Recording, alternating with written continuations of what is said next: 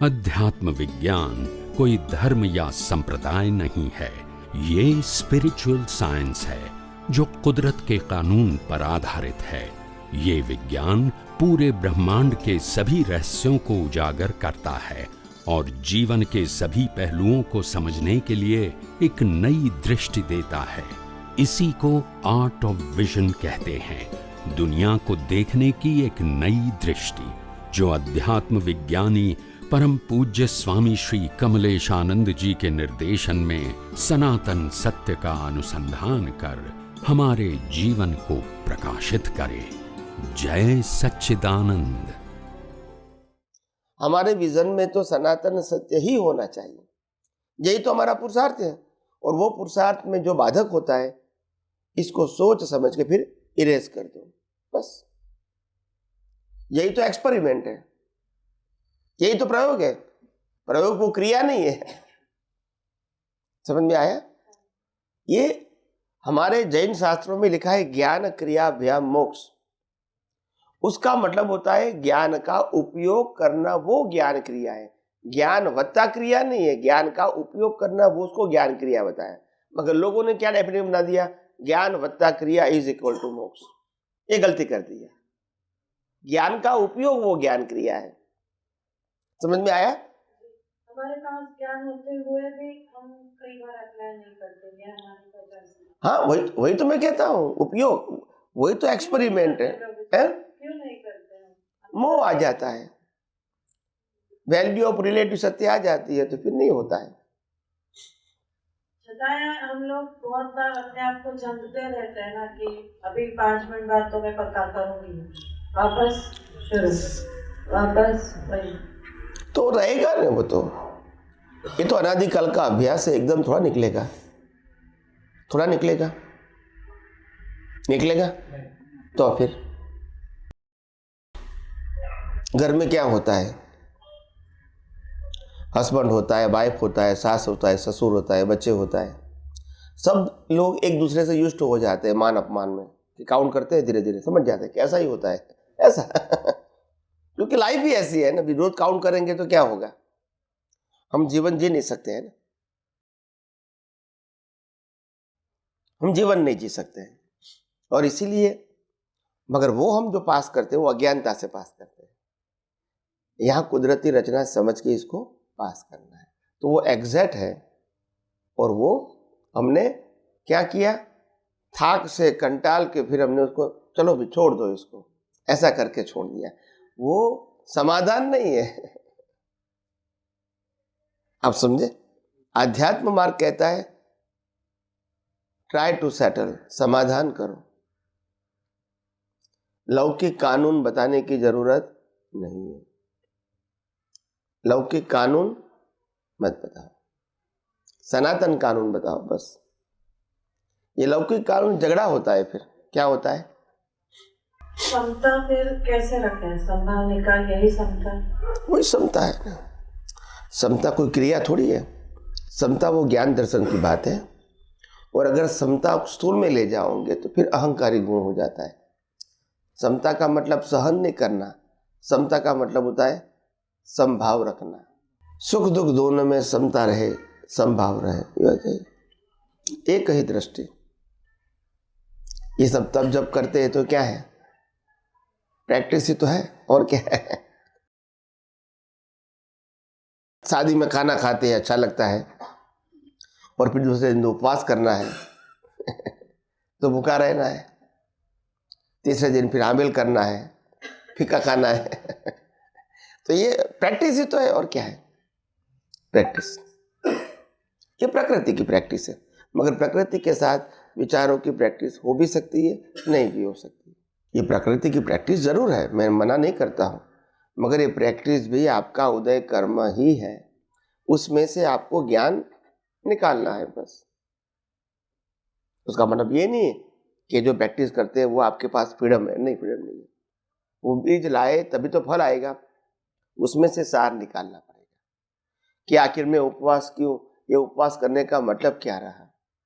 जब मैंने उपवास किया तो पूरा दिन खाना नहीं खाया, तो मेरे को मालूम हुआ कि प्रकृति बिना खाना भी भूखे रह सकती है।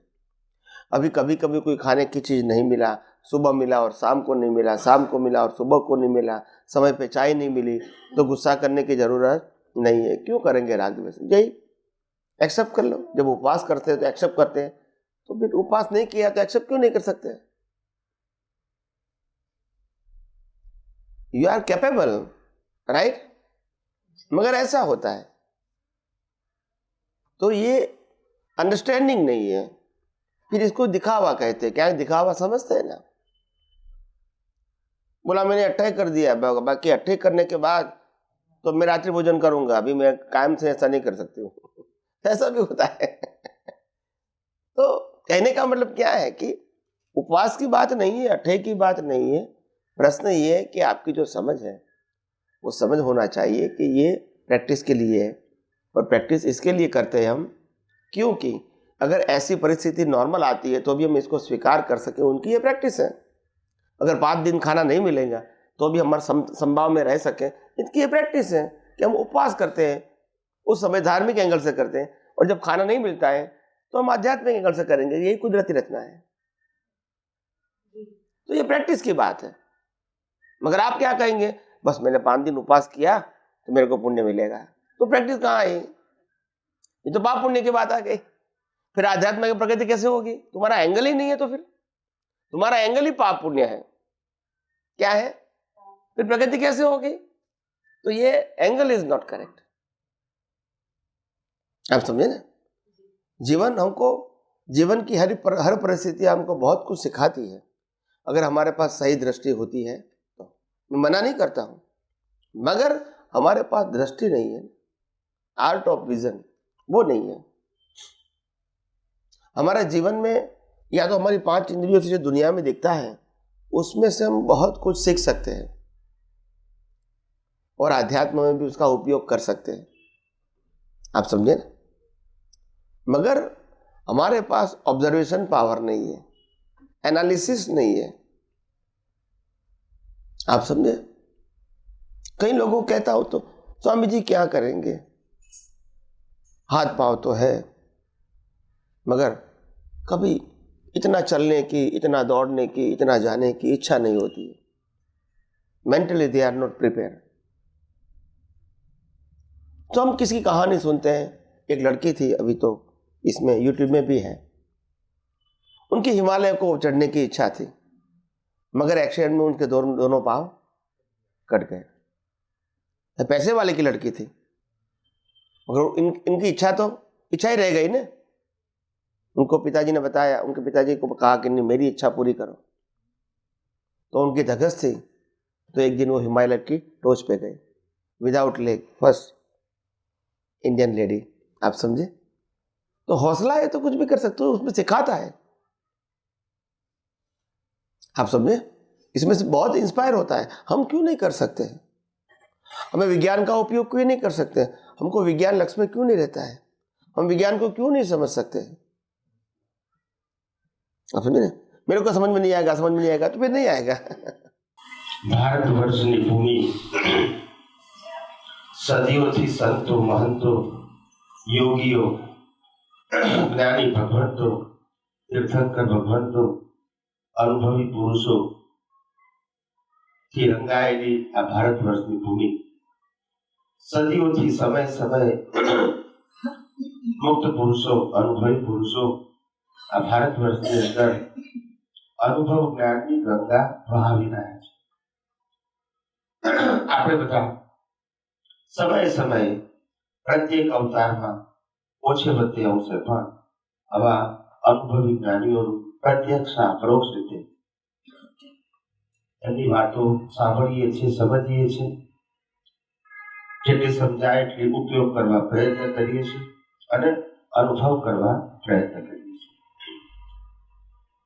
વર્તમાન કાળની અંદર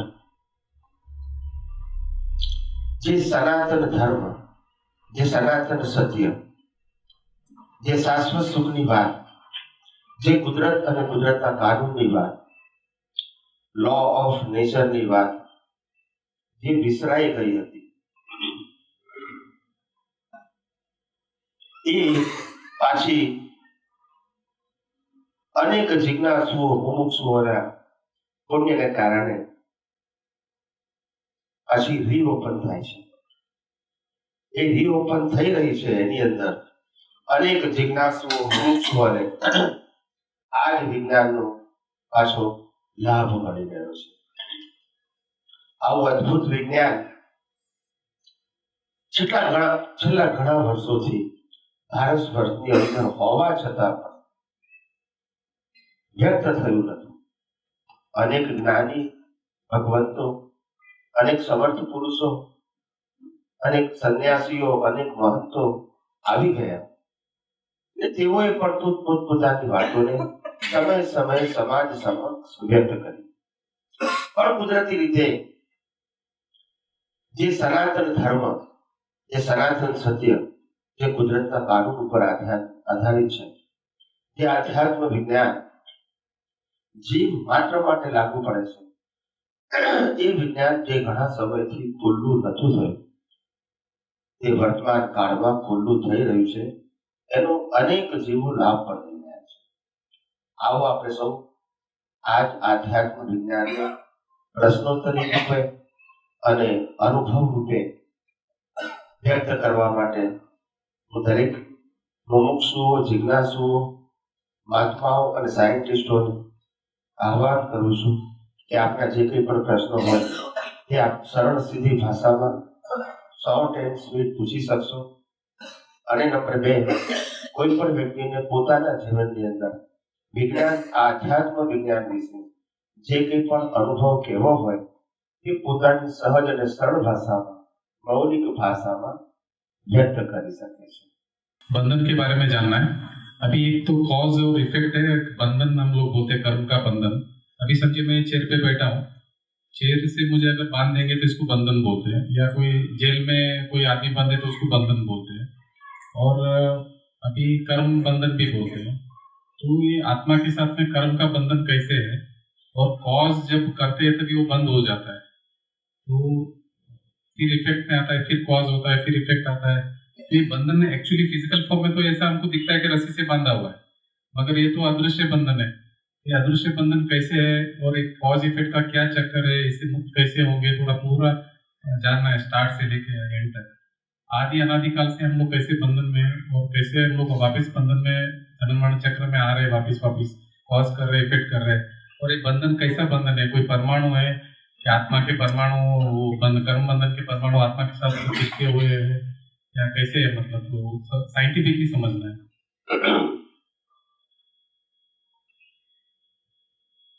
एक राजा होता है जो शक्तिशाली राजा है, उनके पास बुद्धि है, बल है, और लोगों की सेवा करने की भावना भी जो उनके पास है, मगर कोई लोगों ने उसको बंदी बना दिया.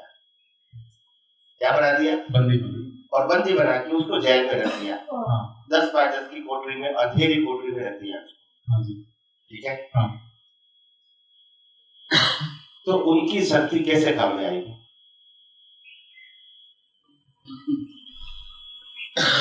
उनकी शक्ति कैसे काम में आएगी? उनके पास शक्ति तो है, शक्ति काम में नहीं आएगी बंधन में. बस यही बंधन है. आत्मा की अनंत शक्ति है. आत्मा के पास अनंत सुख है. आत्मा के पास अनंत ज्ञान है. आत्मा के पास अनंत दर्शन है. आप समझे? मगर अज्ञान के आवरणों से उसका ही अनुभव नहीं कर सकते. वही तो बंधन है. लाना नहीं है, मगर उसका अनुभव, वही तो बंधन है. You understand madam? बंधन बाहर नहीं है, बंधन हमने ही लगवाया है ज्ञानता से. जब आप कहते हैं कि आत्मा में भी सुख है और पैसे में भी सुख है, तो वही तो बंधन है. नहीं समझ में आया? आत्मा में सुख मानते हैं और पैसे में सुख अनुभव करते हैं. तो इंटरेस्ट किसमें आएगा? इंटरेस्ट पैसे में आएगा. तो आत्मा का सुख का अनुभव होगा? नहीं होगा. यही बंधन. बंधन हमने ही खड़ा किया अज्ञानता से, और कोई व्यक्ति ने खड़ा नहीं. अपनी अज्ञानता से हमने बंधन खड़ा किया है. अज्ञानता से. आत्मा में तो सत्य है, आत्मा तो चेतन है, आत्मा तो अविनाशी है, और आत्मा खुद अनंत ज्ञान, अनंत दर्शन, अनंत अनंत शक्ति वाला है, इसको बनाने की जरूरत नहीं। मगर आप मानते हैं तो मैं ही शरीर हूँ, मैं ही नामधारी हूँ, मैं किसी का पुत्र हूँ, किसी का पुत्र हूँ, मैं किसी का पति हूँ, मैं किसी का भाई हूँ, और उसमें इंटरेस्ट है, तो फिर आत्मा की अनुभूति कैसे होगी? बस यही बंधन। बंधन बाहर नहीं है, बंधन हमारी दृष्टि के अंदर जो अज्ञान है उसी के अंदर, बाहर कोई बंधन नहीं। और बाहर के बंधन को बंधन नहीं कहते, वो तो कर्मों की भुगतान कहते हैं, वो तो रामकृष्ण मावी को भी थी, मगर बंधन नहीं। बंधन वो अज्ञानता की बात है, बंधन अवस्था की बात नहीं। You understand my point? हाँ, समझ में। In a spiritual path, बंधन का मतलब होता है wrong belief is equal to अज्ञान। आप समझे? हाँ, समझ में। सफरिंग को बंधन नहीं कहते, सफरिंग तो रामकृष्ण मावी को था, अज्ञान को बंधन कहते हैं, और अज्ञान को मिटाना वही मुक्ति का मार्ग है, और अज्ञान को बढ़ाना वही संसार का मार्ग है। तो बंधन और मुक्ति दोनों का मार्ग हमारे पास ही है, मगर जहाँ तक मुक्ति के मार्ग की पहचान नहीं होती है तो बंधन के मार्ग को ही मुक्ति का मार्ग मान लेते हैं। और इसीलिए पाप पुण्य करके जन्म मरण के चक्कर से हम कई अवतारों से अज्ञानता के वक्त घूम रहे, क्योंकि हमारे पास और कोई ऑप्शन भी नहीं था। समझ में आया? समझ में आया। तो बंधन कोई बाहरी चीज नहीं है, बंधन हमारी दृष्टि में, अज्ञान दृष्टि में, जिसको मिथ्या ज्ञान और मिथ्या दर्शन कहते हैं, इसमें बंधन है।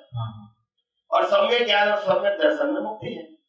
तो मुक्ति और बंधन वो दृष्टि की बात है, मन वचन काया की अवस्था की बात नहीं है। You understand? समझ में आया, क्लियर आ रहा है। तो मैं मेरा अंडरस्टैंडिंग आपको बता देता हूँ, पिक्चर अंडरस्टैंडिंग है कि 5 इंद्रियों से, मन वचन काया से जो भी अनुभव में आ रहा है वो कुदरती रचना है। yes. मैं शुद्धात्मा हूँ, अगर ये माने तो मैं फिट कर दूं तो मैं मुक्त हो जाऊंगा। मैं मन वचन काया से मुक्त ऐसा चेतन अविनाशी और अनंत शक्ति वाला मैं शुद्धात्मा हूँ, और मेरे अलावा ये मन वचन काया है, उनकी अवस्था है, और 5 इंद्रियों से अनुभव में आती पूरी सृष्टि है, ये सब कुदरती रचना है। और अगर मैं कुदरती रचना देखूंगा तो कर्ता भाव, मालिकी भाव खत्म हो जाएगा, भीख और भय खत्म हो जाएगा, और स्वस्वरूप की खुमारी प्रकट होगी, और यही मुक्ति का मार्ग है, और यही अज्ञान को मिटाने का मार्ग है। समझ में आया? समझ में आया। हाँ, तो सीधा साधा सरल है, उसमें कोई टेढ़ी मेढ़ी बात ही नहीं है। हाँ जी। हर बात ही दृष्टि के ऊपर आ जाती है। अध्यात्म विज्ञान इज आर्ट ऑफ विजन, उसमें आर्ट ऑफ एक्शन की या आर्ट ऑफ लिविंग की बात नहीं है।